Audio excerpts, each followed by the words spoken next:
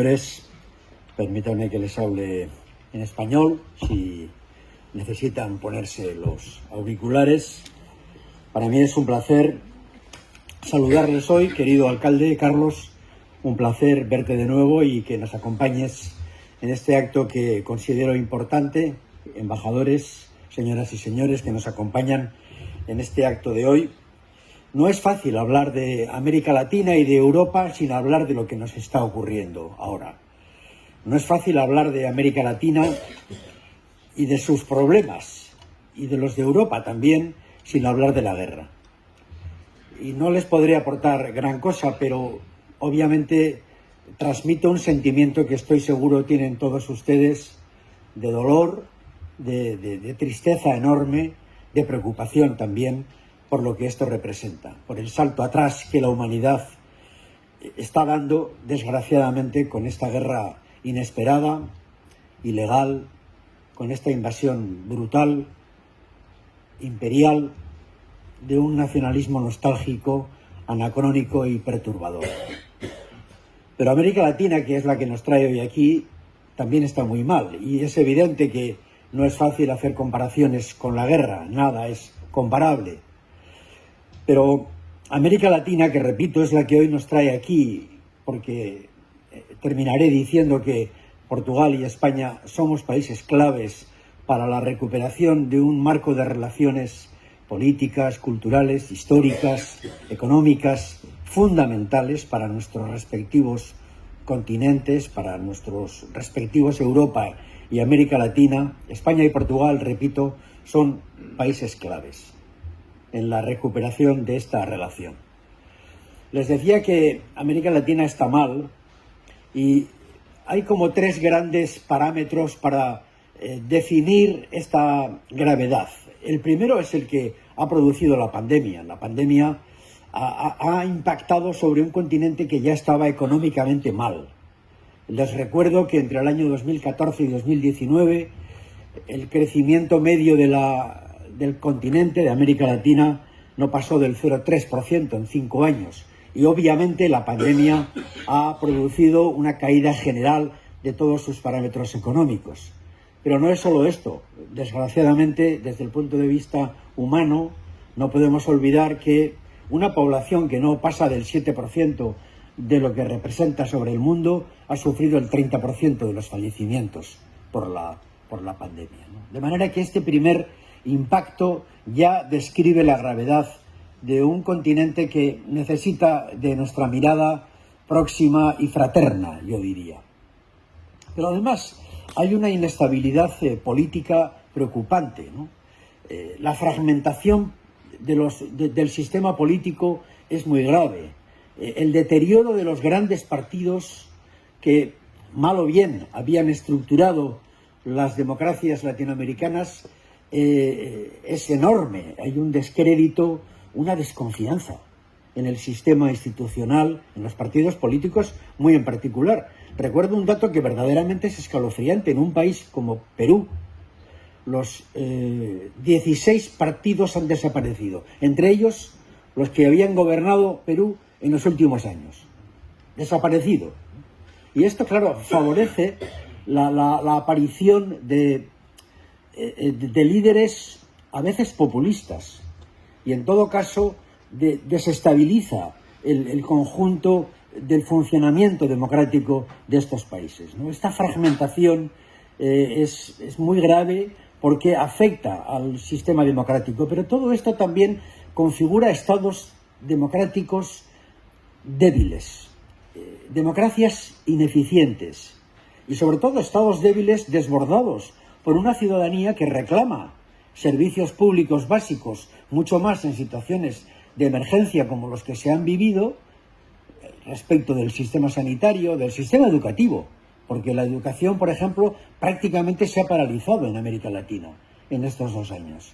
Y esto es una pérdida de competitividad futura gravísima, de la que poco se habla. Pero estas demandas de servicios básicos a los estados no siempre son atendidas por estados demasiado débiles, ¿no?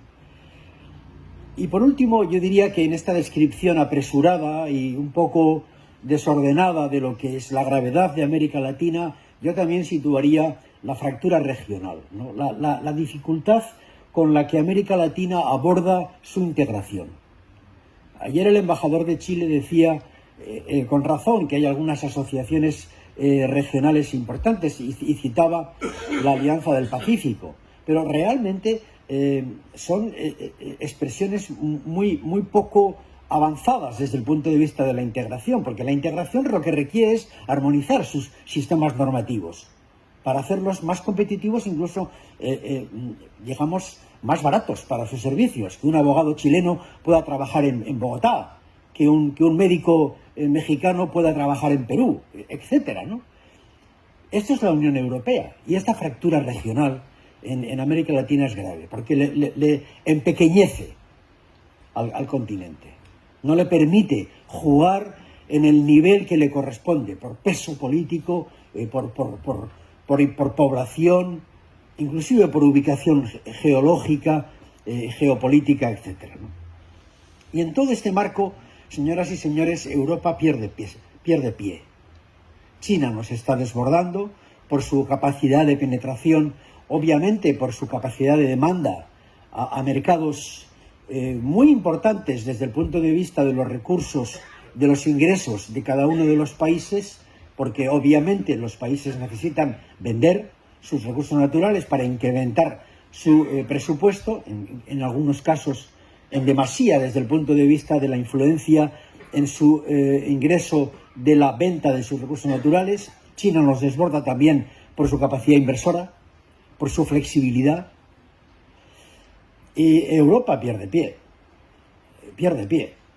gravemente. Inclusive cuesta mucho, yo lo digo de manera insistente en conversaciones amigables, cuesta mucho hablar de América Latina en Europa, y mucho más ahora. ¿Quién toca la puerta de Alemania o de Holanda o de, no digamos, de los países bálticos o de Polonia, hablando de América Latina, cuando la gravedad de la situación que se está viviendo solo permite que Europa mire al este, a esa vecindad conflictiva y en guerra, muy difícil. Y sin embargo, y ya voy terminando, paralelamente a todo esto hay una América Latina emergente, capaz, potente. Hay una América Latina que a veces olvidamos, una América Latina con élites muy cualificadas, con un nivel de educación importante, con una capacidad creativa, tecnológicamente muy grande. Hay más de 30 unicornios creados en el espacio tecnológico latinoamericano, porque hay una juventud capaz de emprender y de crear, de innovar y de construir espacios económicos competitivos. Hay, por supuesto, ya lo sabemos, una biodiversidad extraordinaria, una naturaleza exuberante, una capacidad de suministrar bienes básicos para la humanidad, la biodiversidad y el agua, por ejemplo. No hay posibilidad de contemplar lucha eficaz contra el cambio climático si no es contando con América Latina. Y así podríamos seguir con muchas de las capacidades de un continente de 600 millones relativamente articulado, con dos idiomas relativamente fáciles, con un mercado relativamente común y, por tanto, con unas potencialidades para entrar en las cadenas productivas, para entrar en el espacio de creación y de progreso económico. Y por todo eso, señoras y señores, es importante que hablemos de América Latina. Por eso es importante que tratemos de tocar la campana, si ustedes me permiten la expresión, constantemente en Europa, para que piensen que no hay amigo más fiel en el mundo que América Latina para Europa. No hay ningún continente más compatible con los valores, las ideas, el modelo que creemos y que hemos creado también en Europa. No hay un amigo más compatible en el mundo que América Latina, para construir inclusive espacios regulatorios comunes. Pongamos en lo digital.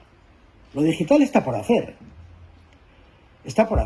Y Europa tiene un modelo alternativo al chino y al norteamericano. Y si queremos conseguir que los datos sean de los ciudadanos, no de las empresas ni del Estado, tendremos que hacer fuerte el espacio tecnológico, digital de Europa y América Latina para reivindicar y reclamar y regular un modelo alternativo. Y así como ese podríamos poner 1000 ejemplos más, ¿no?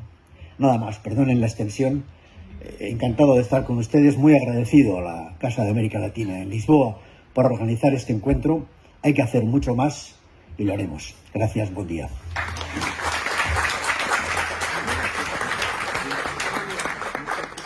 Vai agora usar